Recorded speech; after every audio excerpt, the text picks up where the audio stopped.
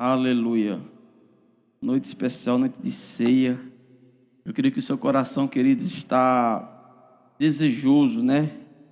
De cearmos. É algo que nós temos que desejar. E um culto como esse, querido, culto de ceia.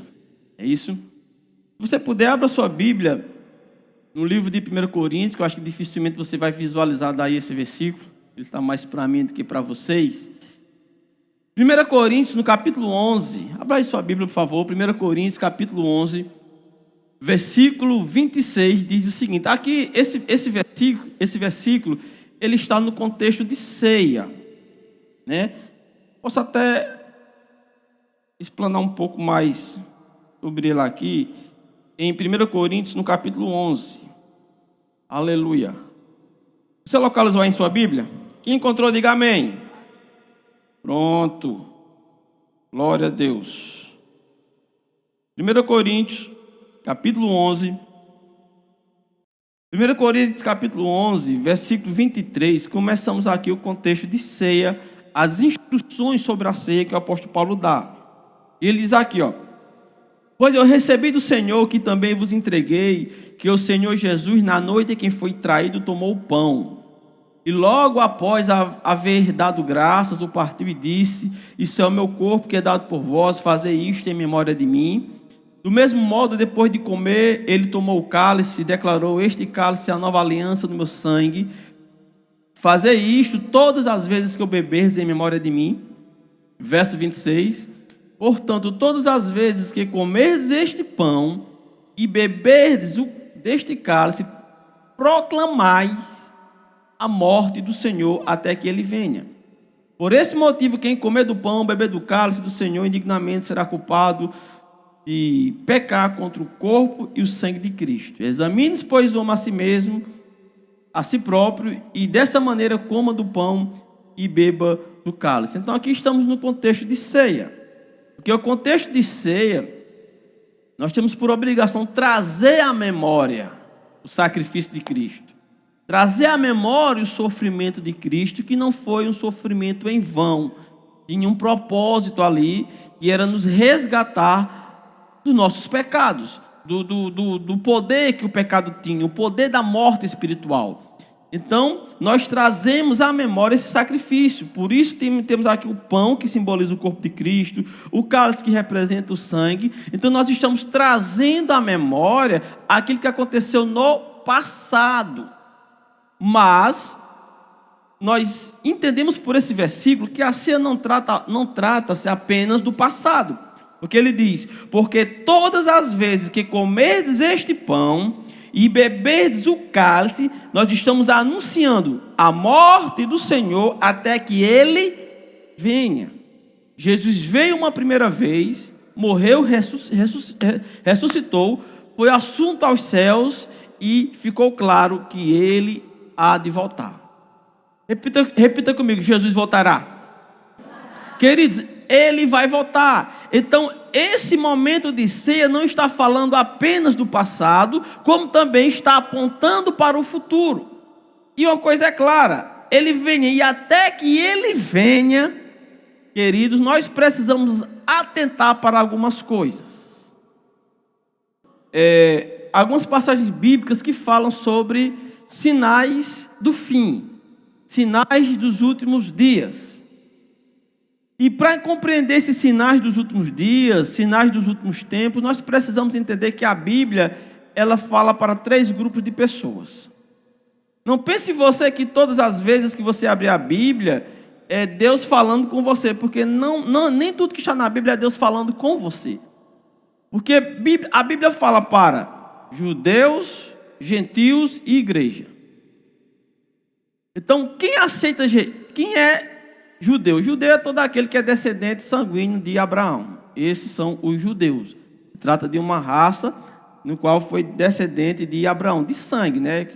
Foi gerando ali. Abraão gerou Isaac, gerou a Jacó gerou as tribos de Israel, e assim se foi. Então entenda. Então, quem não é da descendência de Abraão, naturalmente falando, é chamado de gentios.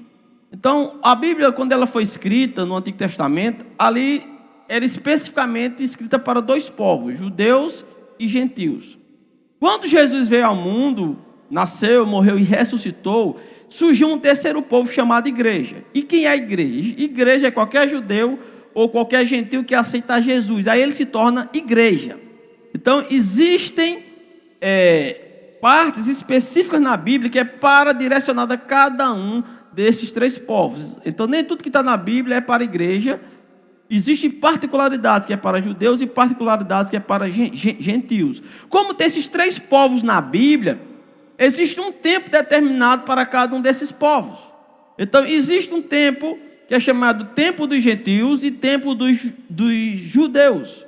Existe um tempo determinado tanto para judeus como para gentios. Então quando você vê na Bíblia falando dos últimos dias, os últimos tempos, você não pode abraçar como se diz respeito à igreja. Não, você tem que procurar entender que tempo é esse. É o tempo dos gentios ou é o tempo dos judeus? Os 7 anos de tribulação narra os últimos dias que falta para se cumprir as profecias do tempo dos judeus e do tempo dos gentios. Irão se cumprir simultaneamente no mesmo período. Porém, existe a igreja, e a igreja, ela vive os dias atuais na expectativa de um evento. A igreja, desde a era apostólica, a igreja, ela vive aguardando um evento chamado o arrebatamento. Esse é o evento que nós aguardamos, o arrebatamento da igreja. E é o que? O arrebatamento é ser tirado dessa terra, é ser tomado dessa terra. Jesus vai vir até as nuvens e vai soar a trombeta e nós seremos arrebatados, e os que morreram em Cristo serão ressuscitados primeiro, e depois nós seremos arrebatados e encontraremos Jesus nos ares. Então esse evento é chamado de o arrebatamento, a primeira etapa da vinda de Jesus. Você está compreendendo?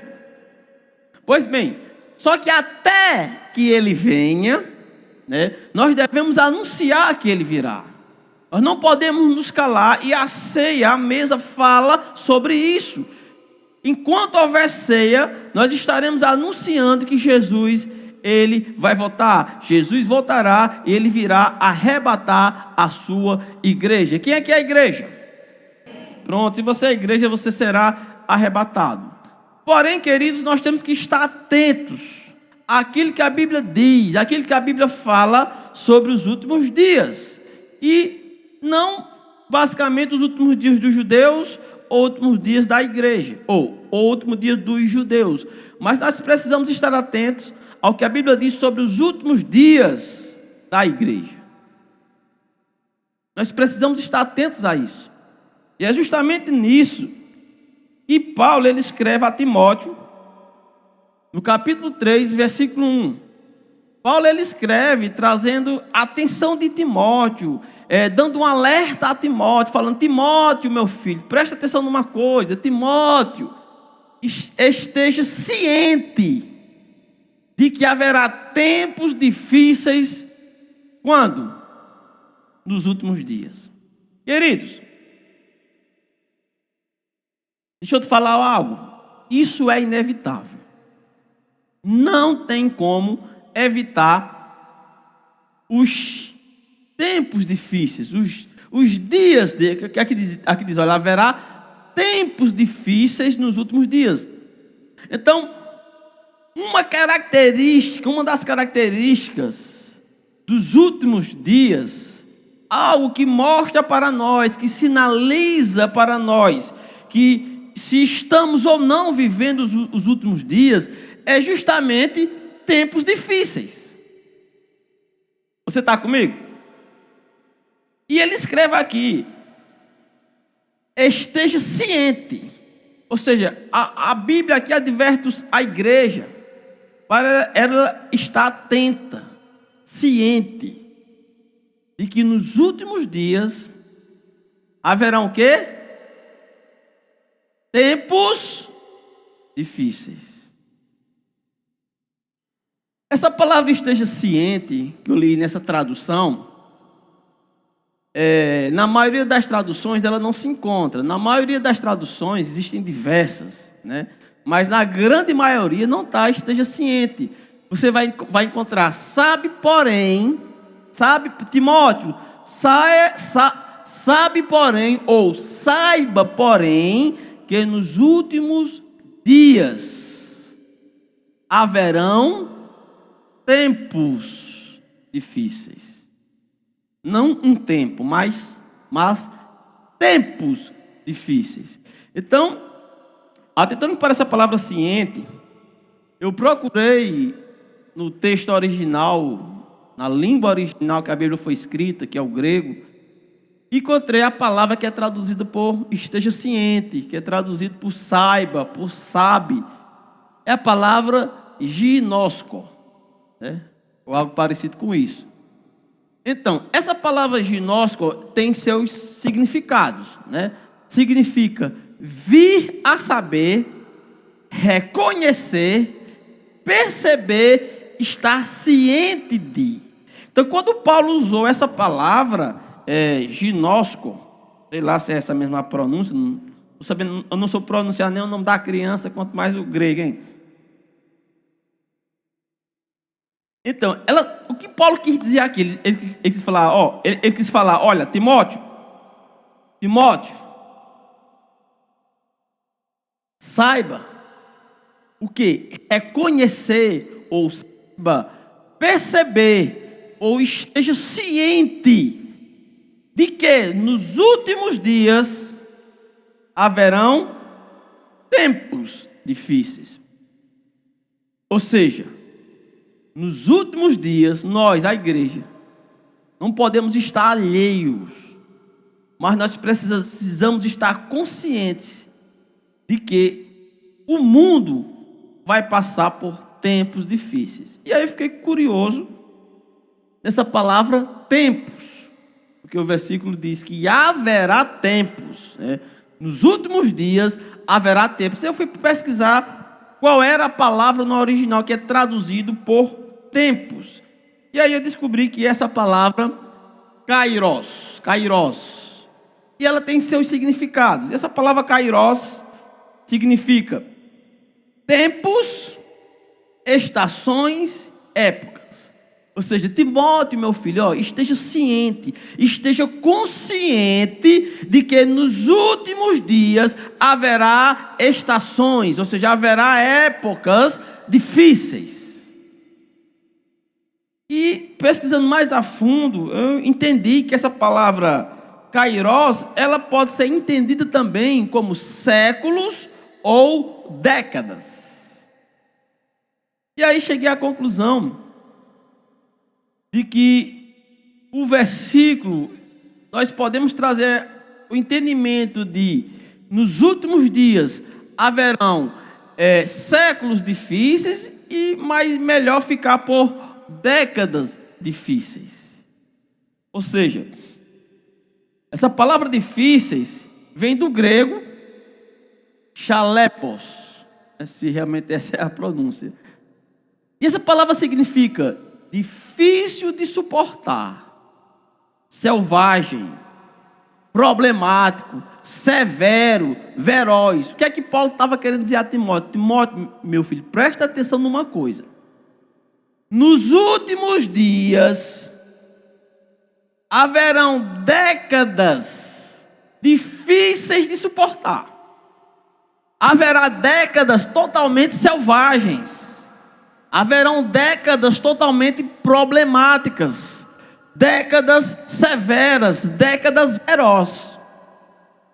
Queridos, eu não sei você, mas se você observar, queridos, cada década ela vem trazendo coisas, vem trazendo um novo modo de pensar, contrário à palavra de Deus, vem trazendo novas psicologias contrárias aos princípios da palavra de Deus, nova moda totalmente contrária à palavra de Deus e novos costumes.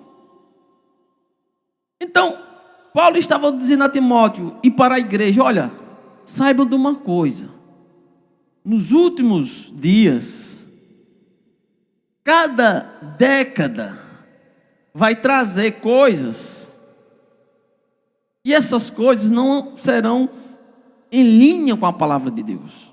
Cada década vai trazer um modo de pensar diferente daquilo que Deus quer para a sua igreja. Vai trazer novas psicologias. Gente, eu não sei você, mas eu gosto de estar olhando para o passado e eu gosto de estar analisando as décadas.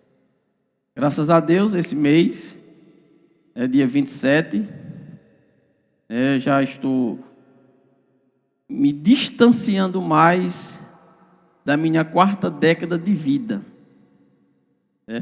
Vou completar 46 anos.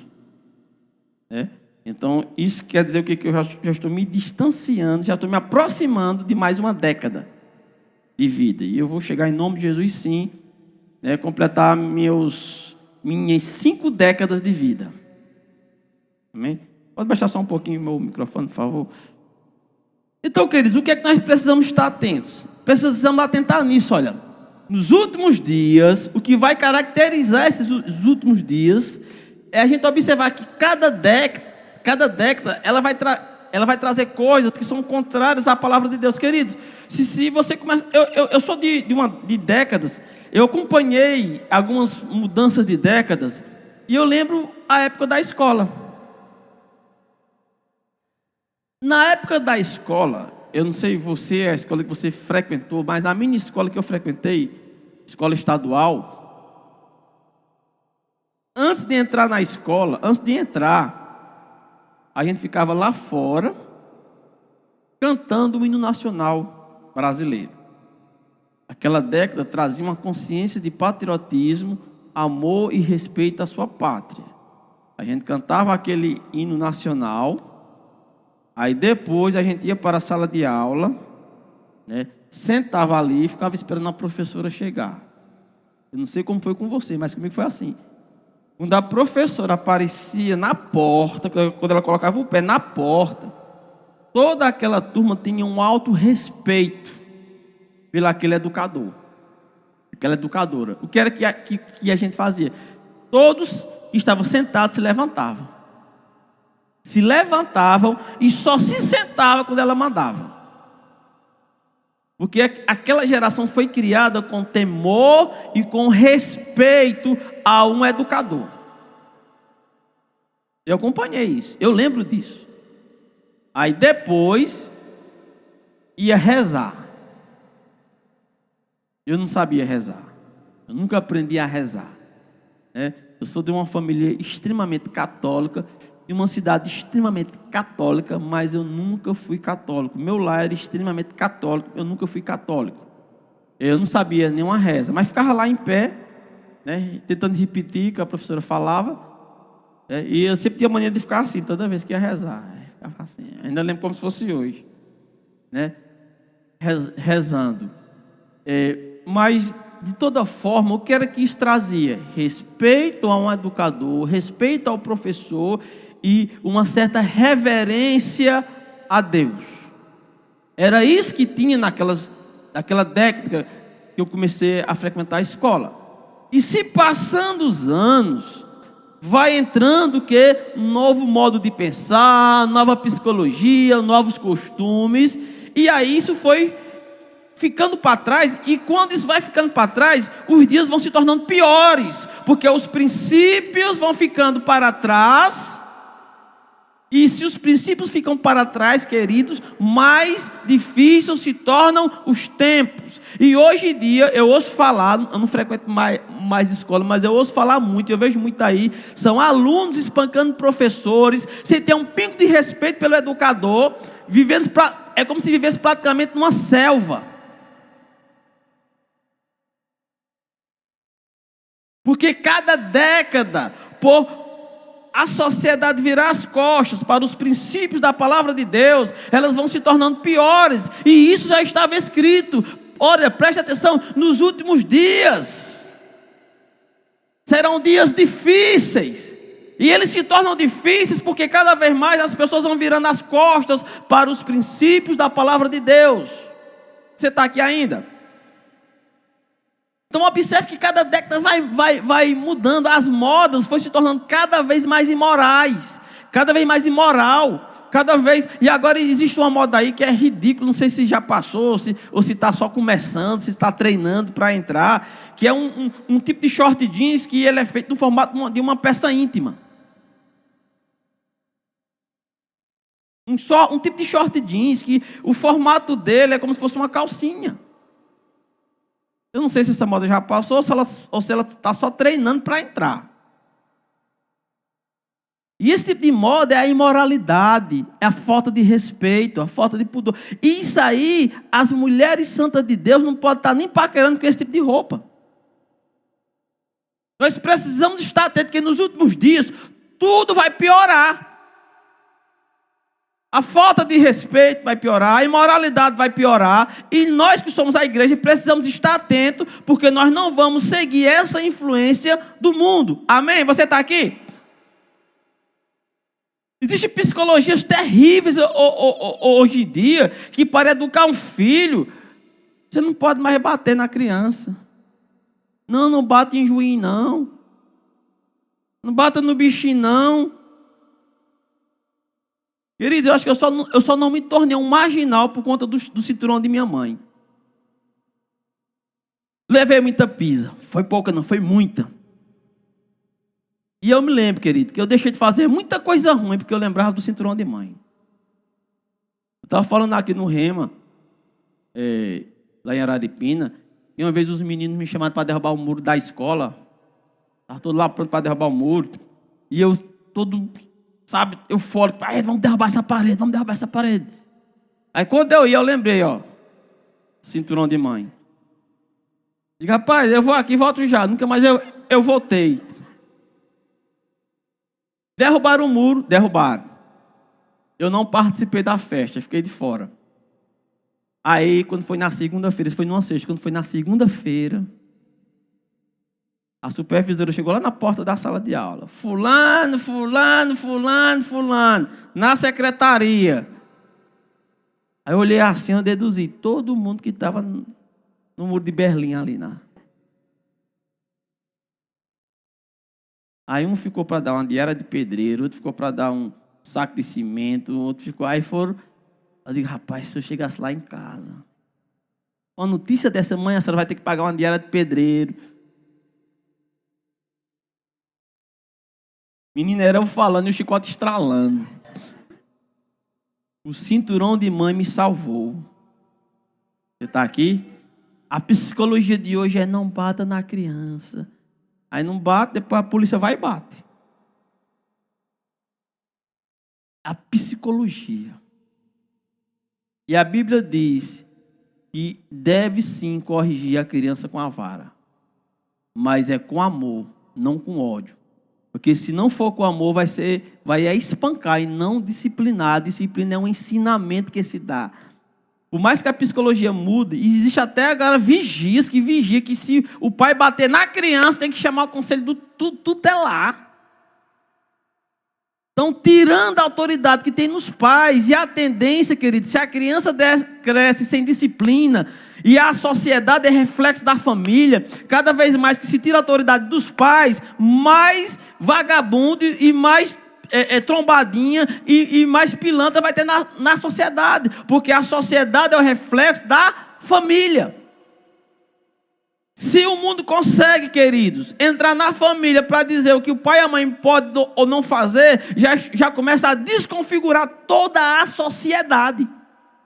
Por isso que os dias vão se tornando piores, porque a sociedade está criando cada vez mais e mais marginais. Que não tem nada a roubar um celular para tomar uma cervejinha, que não tem nada a fazer isso, não tem nada a fazer aquilo. Só péssimos exemplos. E por conta dessas mudanças, os dias, as décadas, elas vão se tornando piores. Você está aqui ainda? E essas décadas difíceis, elas têm suas principais características. Quais são as características dessas décadas que vão ficando difíceis cada vez mais? Preste atenção aqui, eu vou ler em traduções de Bíblia. Primeiro eu vou ler aqui na Bíblia da tradução BLT. 2 Timóteo 3,2 diz: porque as pessoas só amarão a quem? A si mesmas.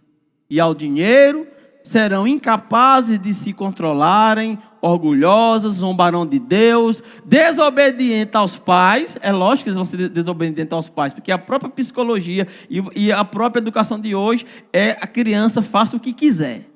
Se o pai reclamar, ele vai ser preso. Se gritar com a criança, vai ser preso. É o que o governo quer. Ou seja, sendo ingratas e completamente más. Então, são características que, se existem nos nossos dias, é porque nós estamos vivendo os últimos dias.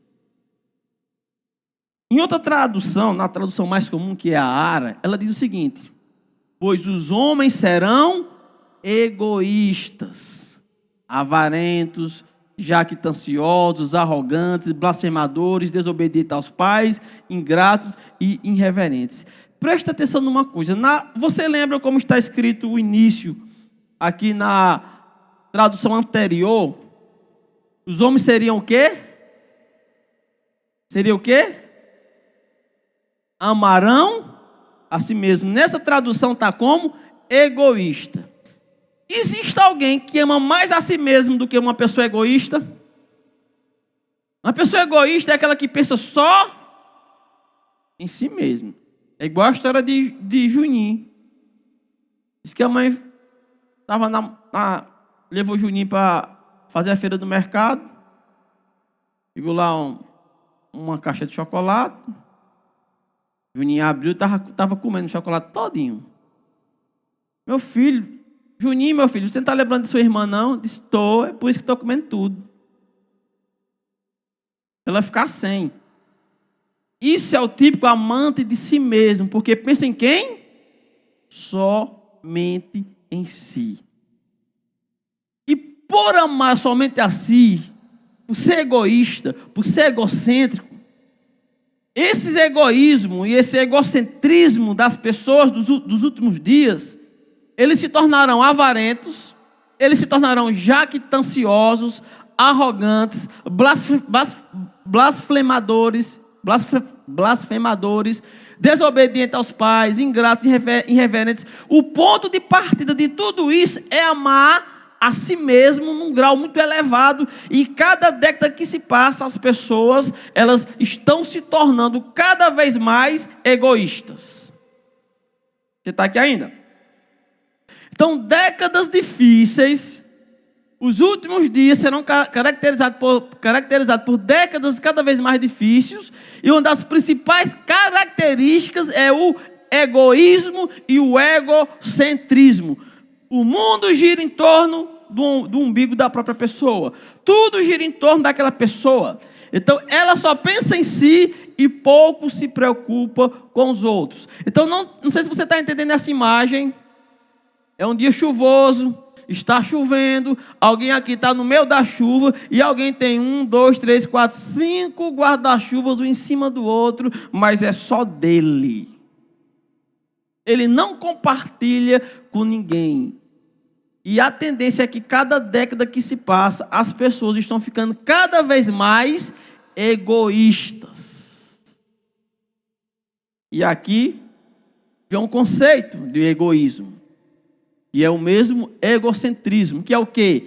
É a tendência de focar a atenção nos próprios interesses e em suas próprias necessidades, sem prestar atenção ao ponto de vista e aos interesses dos outros. E isso é algo que vai ser desenvolvido cada vez mais aí afora.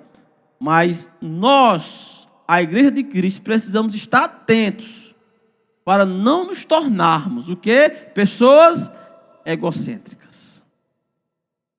Pessoas que só pensam, uma pessoa que só pensa em si mesmo e que tudo tem que girar em torno de você. Fuja disso, meu querido.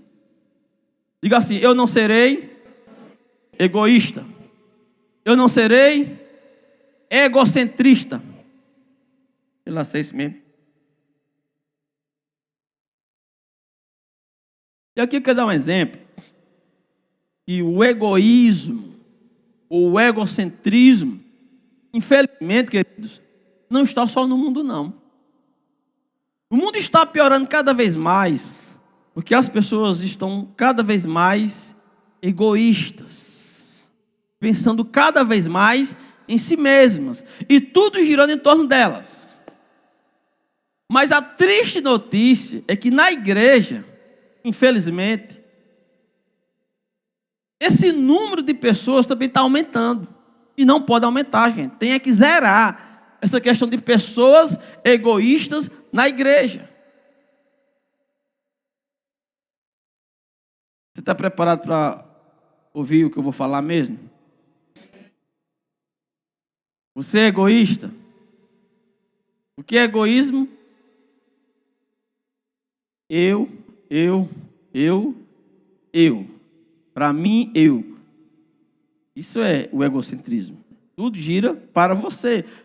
Tem que ser para você. Para você. Pois bem, vamos lá. Vamos ver se a gente está pronto mesmo para falar sobre isso.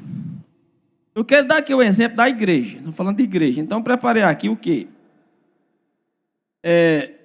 A igreja ela tem seus departamentos. E nos departamentos da igreja, um dos mais carentes é o departamento infantil. Vou dar um exemplo aqui do departamento infantil. No livro de Rick Renner, aquele livro, parece que o nome é Espíritos Enganadores, sei lá, assim, Espíritos Sedutores. Como é o nome do livro? Espíritos Sedutores e Enganadores. Naquele livro ele começa a dar um exemplo do egocentrismo. E ele usa lá na igreja dele o exemplo do departamento infantil. Ele usa o berçário como uma grande deficiência. E eu pensava que só em Oricuri nós tínhamos deficiência para o departamento infantil e todos os departamentos da igreja. Mas por onde eu ando aí eu vejo pastores reclamando da mesma coisa, que é difícil e as pessoas não querem mais servir. Muitas pessoas não querem mais servir no departamento infantil da igreja, e aí passa a ter muita dificuldade. Agora, por que os departamentos da igreja passam a ter grande deficiência? Por conta do que chamamos de egocentrismo ou egoísmo. Veja aqui o exemplo. Irmã, não pode servir na salinha do infantil? Não. Porque eu vou perder o culto. O argumento que se usa para não servir é eu. Porque eu não posso faltar o culto. Eu não posso perder o culto.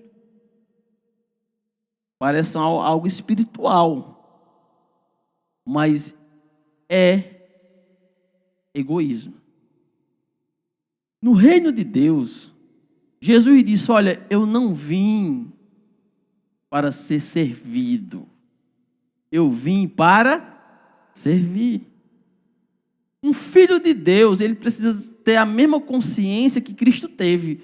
A mesma mente que Jesus Cristo teve. Que mente é essa? A mente de servir as pessoas. Servir aos irmãos. O departamento infantil ou qualquer departamento da igreja, você está servindo a Deus, está servindo às pessoas. Não existe eu. Você está compreendendo? Irmão, vamos voltar para o departamento. Eu não posso voltar para esse departamento porque eu tenho minhas necessidades. Algumas pessoas pensam que as pessoas que servem na igreja são um bando de desocupados que não tem o que fazer e que ela é a única pessoa que faz alguma coisa na vida, que trabalha, e quem serve na igreja não. Acho que é isso que as pessoas imaginam.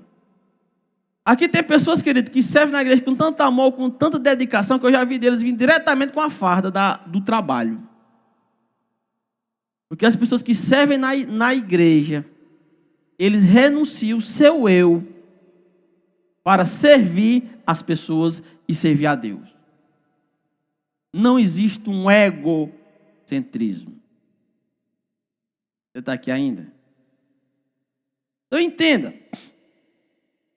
O egocentrismo na igreja surge algumas frases, algumas palavras, algumas coisas como.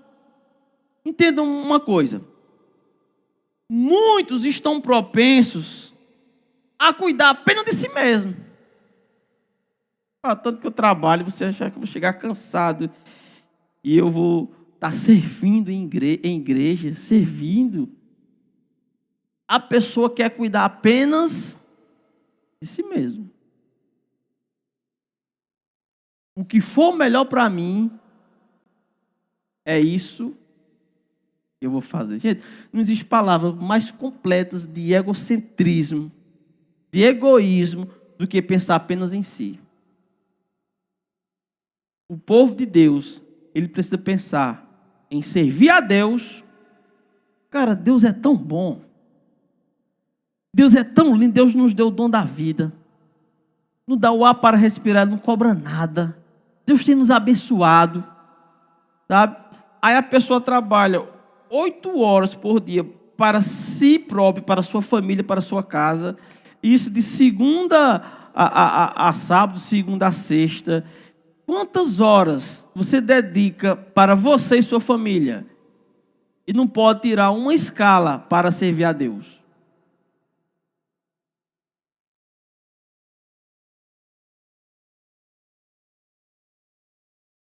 Você está aqui ainda? O egocentrismo faz com que você só valorize você. Vocês estão aqui ainda?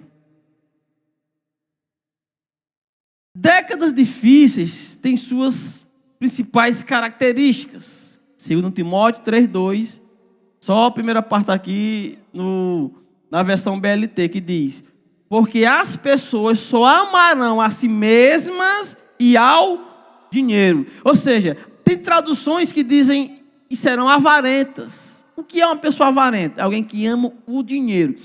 Só que essa avareza dos últimos dias não é aquela típica avareza. Existem pessoas avarentas que elas são tão presas ao dinheiro que elas juntam e não gastam um centavo com elas. São doentes mesmo, é uma doença. Elas juntam. Se tiver com sede na rua, não tem coragem de comprar uma água mineral.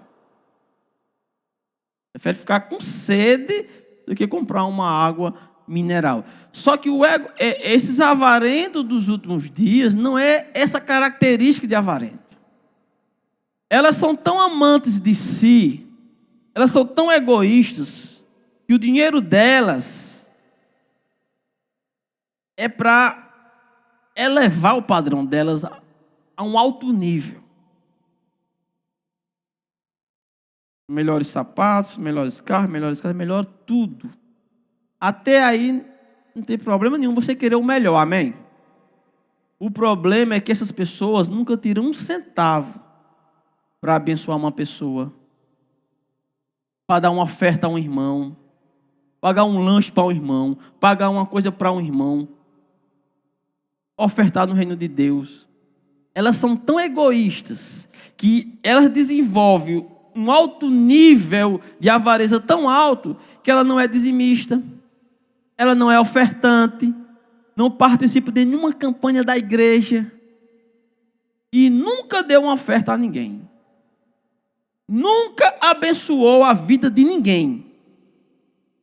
Então, esse egocentrismo, ele vai gerar uma avareza para que essa pessoa sempre esteja em boa aparência, ostentando coisas nos quais ela é incapaz de abençoar a vida de alguém. É capaz de fazer igual um colega meu. O rapaz chegou lá na porta pedindo uma coisa, estava com fome. E lá com um saco de pão aberto, pãozinho que estava quente, fumaçando. Ele olhou assim e disse: tu come pão seco? Rapaz, como, pois. Vem daqui a uns 3 dias que esse ainda está quentinho. Daqui a uns 3 dias tu vem que ele vai estar bem seco. Agora não, chega que está fumaçando. Gente miserável. Que gosta de querer humilhar as outras pessoas. Que é o próximo passo. Sabe? Depois esse amor de si mesmo, todo o dinheiro que pega é para si. É uma característica tão grande. Crente de verdade, que tem a natureza de Deus, ele não vai sentar numa mesa para comer com os amigos e com as pessoas e ficar dando uma de doido. Ei, esqueci minha carteira. Ou ficar cantando na pedra. Ei, paga para mim hoje. Isso são características de pessoas que não entendeu o que é ter a natureza de Deus. Deus me livre eu sentar num lugar para eu chegar para vocês, ei, tu paga para mim? Ou chega a hora de pagar a conta, eu fico dando uma de doido, assoviando para cima. Ir para o banheiro e só sair quando a conta estiver paga. O crente tem que ter aquela natureza doadora. Não pode deixar que eu pague esse negócio aí. Não vou abençoar a sua vida hoje. Pode deixar que hoje é por minha conta. Tem uma natureza de quem não ama o dinheiro. Dinheiro é bom, dinheiro é maravilhoso, dinheiro é um bom servo. Mas ele é um péssimo senhor. O dinheiro não pode ser dono de nossas vidas, amados. Então não existe coisa mais prazerosa do que você ofertar na vida do irmão e ver o irmão feliz da vida. Eu não sei você, mas eu tenho essa experiência de ofertar na vida de alguém e aquela felicidade, a minha é maior do que a dele. Você está aqui ainda? Diga, eu sou filho de Deus. Diga, eu não amo dinheiro. Aleluia. Glória a Deus. 2 Timóteo 3:2. Pois os homens serão egoístas, avarentos, jactanciosos, arrogantes. São uma das características que vai crescendo naquelas pessoas que amam a si mesmas. O dinheiro delas é só para elas, o que elas comem é só para elas, e por elas ser tão egoístas, elas vão se tornando jactanciosas ou arrogantes, que é a mesma coisa. Falamos de jactanciosos, né? É alguém que se orgulha exageradamente de si mesmo, exibindo suas qualidades ou o valor próprio. É uma forma de expressar a arrogância e a vaidade. E essas pessoas, elas começam a olhar os outros de cima para baixo, a humilhar as outras pessoas. Ó, irmão, eu vim aqui dizer umas verdades na sua cara, né? Mas essas verdades está vomitando coisas na cara da pessoa, sabe? Gente, não existe coisa mais ridícula para um filho de Deus do que você chegar no ambiente e ver um crente, sabe, vomitando arrogância na cara das pessoas. Ah, você não sabe com quem está falando. Ah, você não sabe quem eu sou. Ah, você não sabe disso. O jactancioso é um espírito de superioridade que pensa que é melhor que todos os outros no mundo. Gente, eu fico assim, observando o comportamento humano. O quanto o ser humano, ele não tem prazer de honrar o próximo, honrar os mais velhos. Eu vou nos mercados, eu gosto de fazer feira ali no atacarejo, e eu fico observando no estacionamento pessoas que não é gestante, não é idoso, pegando essas vagas para estacionar. Tem lá a fila que é prioritária, que é fila para idosos. Você vê lá um monte de gente jovem, gente com disposição na frente e o senhorzinho e a senhorzinha atrás, porque não sabe pegar a fila correta. São pessoas amantes de si mesmas. Às vezes eu estou lá, uma pessoa, mas eu só pego a fila, que tem a fila do caixa rápido E tem a fila para quem tem feira grande. Mas existem pessoas que elas são tão donas de si, tão especiais. A única Coca-Cola gelada no deserto, que ela se acha no direito de pegar uma fila preferencial. Você está aqui ainda? Glória a Deus. Então veja aqui, ó. Jactancioso é o quê? Um espírito de superioridade que pensa que é melhor do que todos os outros no mundo. Em resultado disso, essas pessoas se tornam blasfêmicas, que é o próximo passo. Você está entendendo? É uma cadeia de coisas ruins que vai adquirindo, a pessoa vai adquirindo por amar a si mesmo de uma forma surreal. Eu louvo a Deus porque aqui eu já ouço testemunho de pessoas falando: rapaz, antes de entrar nessa igreja, nunca de apresentar ninguém, antes de fazer parte dessa igreja, e agora eu sou outra pessoa, estou dando presente às pessoas. Eu vi pessoas falando aqui que nunca ia para os aniversários para não comprar um presente, mas que hoje faz questão de dar presente às pessoas, porque houve uma mudança na natureza. Gente, o crente, ele tem que ter mudança de acordo com a natureza de Deus. Nós não podemos seguir o exemplo do mundo jamais. Você está aqui? Diga: eu sou filho de Deus. Décadas difíceis. Principais características: os homens serão egoístas, avarentos, jactanciosos, arrogantes, blasfemadores, desobedientes aos pais. Não, isso não existe hoje não. Você acha que os filhos de hoje são desobedientes? Sim ou não? Por que será? E a tendência é piorar. A tendência. Mas isso não pode acontecer nos nossos lares nem nas nossas casas. Você pai, você mãe, aplique a educação do seu filho baseado na palavra de Deus, ensinando os princípios da palavra para que eles cresçam, respeitando os mais velhos, respeitando os professores na sala de aula, respeitando os colegas, respeitando as pessoas, não sendo amantes de si mesmos, não sendo egoístas. Ensine seu filho a dividir, ensine seu filho a compartilhar. Você está aqui ainda? Ingratos, irreverentes. Aqui são uma das características que as pessoas terão nos últimos dias. E o que são blasfemadores? Significa dizer palavras ofensivas ou irreverentes, especialmente contra algo sagrado ou digno de respeito. Eu vou falar uma coisa a você. Nesses últimos dias, nesses últimos anos, eu nunca vi desrespeitar tanto e zombar tanto da fé alheia como tem acontecido nesses últimos dias. O que eu já vi aí na televisão de pessoas pegando crucifixos, imagem de santo e esfregando em orifícios das partes íntimas para provocar a fé alheia. Zombar da fé alheia. Programas de TV, como um programa que eu não vou nem falar o nome aí, que em datas como Nascimento, como Natal, como Semana Santa, fazem filmes denegrindo a fé dos outros. Nunca vivemos um período, querido, que as pessoas zombam e desrespeitam tanto a fé dos outros. Por que é que isso está acontecendo? Porque nós estamos vivendo os últimos dias. E essas são as características, coisas que nós temos que observar.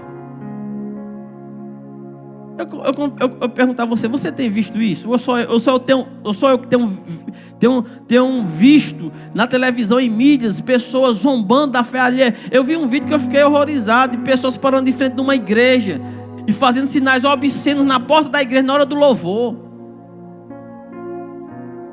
Nós vivemos em décadas agora que as pessoas não têm um pingo de respeito com a fé alheia. São zombadores, ou seja, blasfemos. Olha o que diz aqui, ó. Pois os homens serão egoístas, avarentos, jactanciosos, arrogantes, blasfemadores, desobedientes aos pais, ingratos, irreverentes, desafeiçoados, implacáveis, caluniadores, sem domínio de si, cruéis, inimigos do bem, traidores, atrevidos, enfaltuados, mais amigos dos prazeres que amigos de Deus. Queridos, se nós não estamos vivendo isso nesses dias, eu não sei mais o que é que você está vendo por aí. Você crê que nós estamos nos últimos dias? Você acha que esses são sinais que descrevem os nossos dias? Ficamos felizes por você ter acompanhado mais uma de nossas ministrações. É uma alegria ter você conosco. Queremos aproveitar para te convidar a conhecer a nossa igreja. Confira nossa programação de cultos semanais e faça-nos uma visita. Estaremos de braços abertos para compartilhar momentos de fé e comunhão com você.